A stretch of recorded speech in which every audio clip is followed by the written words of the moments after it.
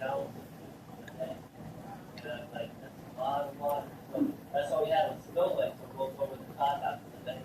Now, both the water treatment plants are in this little fast, but watershed area. But the idea the plants have cleaned the water to the phosphates and the nitrates and help get that stuff out on there. And then we have, where it goes over the top, we have some brackish water, that's soft freshwater mix kind of on there. Then we have mangrove wetlands.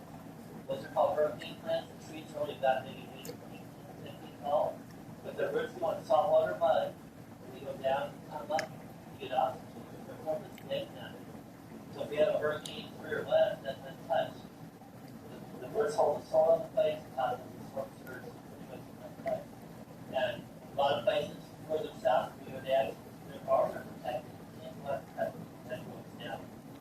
And then we take portable and erosion and all that kind of stuff. But if you go further south, they put them along the shore, their shoreline for their hurricanes and alps and stuff. On purpose up there. And so we have triple habitat here. In April and October, migration happens. The Rocky Appalachians covers everything from Texas.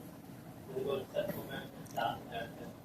And most birds will not fly over water. They will not do it. But they'll fly along the shoreline. And so they come right by here and